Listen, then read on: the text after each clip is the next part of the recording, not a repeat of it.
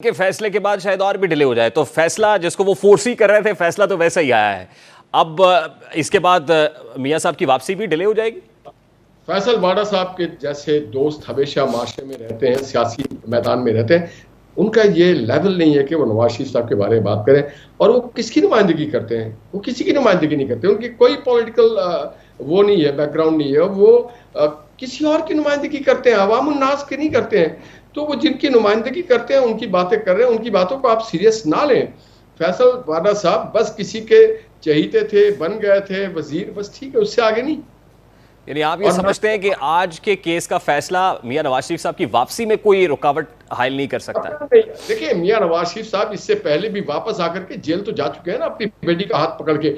तो मियां नवाज शरीफ की वापसी में इस तरह की कोई चीज रुकावट नहीं है। जब एक आदमी डिटरमाइन कर ले कि मैंने अपने मुल्क को जाना है, फेस करना है, और उन्होंने कई सौ दिन अदालतों में गए, केस चलाते रहे, इससे पहले भी वो जेल जाते रहे। फैसल वाडा साहब तो शायद मेरे ख्याल से नहीं मैं उनका जिक्र भी नहीं करना चाहता। बहरहाल नवाज शरीफ का कोई मुकाबला नहीं है। जब चाहेंगे वो आएंगे। वो अपने पॉलिटिकल देखते हैं कि किस अंदाज में कब जाना चाहिए और क्या जाना चाहिए, तो उनको इससे कोई फर्क नहीं पड़ता है। लेकिन आप ये समझते हैं कि उमरता बंदयाल साहब जो डैमेज कर सकते थे वो करके चले गए?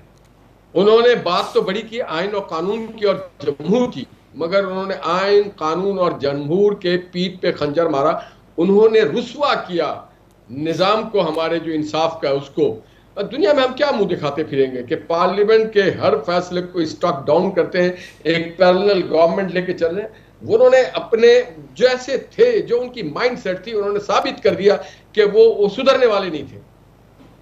तो निहाल साहब क्या देख रहे हैं आने वाले चीफ जस्टिस को लेके? आपकी कभी उम्मीदें हैं कि ये वाला जो मामला है उसमें रिव्यू भी हो जाएगा और रिव्यू में ही फैसला हो जाएगा, आपको अपील में जाने की नौबत ही नहीं आएगी?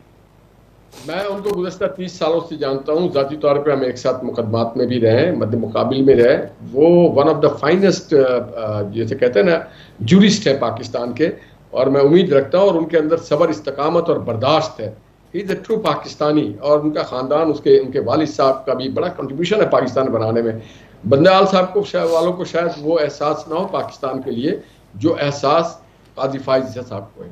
ठीक, लास्टली निहाल साहब, ये तपिश इस वक्त पाकिस्तान पीपल्स पार्टी खासी महसूस कर रही है, और आज भी बिलावल साहब ने अपनी प्रेस कॉन्फ्रेंस के अंदर ये कहा है कि लेवल प्लेइंग फील्ड मैसर नहीं है, और level playing field person specific है एक शख्स के लिए। मैं चाहता हूँ इस पे कमेंट कर दे। उसके बाद पाकिस्तान बार काउंसिल के वाइस चेयरमैन इस वक्त हमारे साथ उनके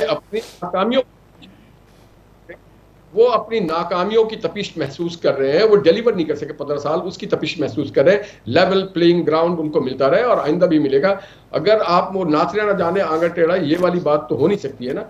तो मैं समझता हूँ कि अपने काम, अपने अदाओं को जरा गौर करें, अपने काम को देखें, तो उनको तपिश कम हो जाएगी। हम जो कुछ अर्ज करेंगे तो शिकायत होगी। बहुत बहुत शुक्रिया निहाल साहब, बहुत शुक्रिया आपके वक्त। मुस्लिम लीग नून के रहनुमा निहाल हाशमी साहब हमारे साथ मौजूद थे।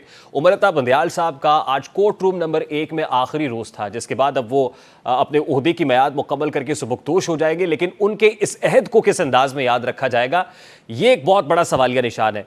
उमरता बंदयाल साहब जिस वक्त 2 फरवरी को तकरीबन 1 साल 7 माह और 16 दिन गुजारने के बाद अब वापस चले जाएंगे। जिस वक्त वो आए थे 2 फरवरी का रोज़ था, और उस दिन आके भी उन्होंने जो तकरीर की थी उसमें उन्होंने कहा था कि जो पर्सनालिटीज़ हैं उनके ऊपर तनकीद नहीं होनी चाहिए, आप फैसलों पर ज़रूर तनकीद करो। इस्लामाबाद हाई कोर्ट के एक साबिक चीफ जस्टिस का हवाला देते हुए आप दीदा भी हो गए थे। उसके बाद हमने ऐसे ऐसे केसेस देखे जिससे उमरता बंदयाल साहब खासे कॉन्ट्रोवर्शियल हो गए। वो केस आर्टिकल 63A की तशरीह का हो, जिसे लीगल फ्रेटर्निटी ने री राइटिंग ऑफ द कॉन्स्टिट्यूशन कहा। वो केस बेशक 9 अप्रैल का हो, जिसमें रात 12 बजे अदालतें खुल जाती हैं। वो मामला बेशक जुडिशरी के अंदर डिवीजन का हो, कि एक तासुर मिला कि अदलिया के अंदर खासी डिवीजन, खासी तफरीक मौजूद है, हम ख्याल बेंचेस बन जाते हैं। और फिर 3 जजेस का तासुर मिला कि जस्टिस उमरता बंदयाल, जस्टिस एजाजुल एहसन और जस्टिस मुनीब अख्तर जिस बेंच में होते हैं, उस केस का फैसला एक तरफ का आता है। उसके बाद फिर इंतखाबात केस का मामला, पंजाब में इंतखाबात कराने के मामला जो है वो भी खासा कॉन्ट्रोवर्शियल हुआ।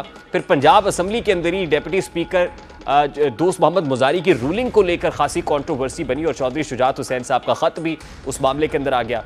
फिर supreme court practice and procedure bill खासा मुतनाज़ा हो गया। इन तमाम तर केसेस के कॉन्टेक्स्ट के अंदर गुज़श्ता रोज़ जजेस की जानिब से चीफ जस्टिस उमरता बंदयाल के एजाज़ में इशाइये का एहतमाम किया गया, और पाकिस्तान बार काउंसिल ने इस इशाइये की तकरीब में शिरकत से माजरत कर ली। ना सिर्फ माजरत की, बल्कि उमरता बंदयाल साहब के अगेंस्ट एक चार्जशीट भी रखी।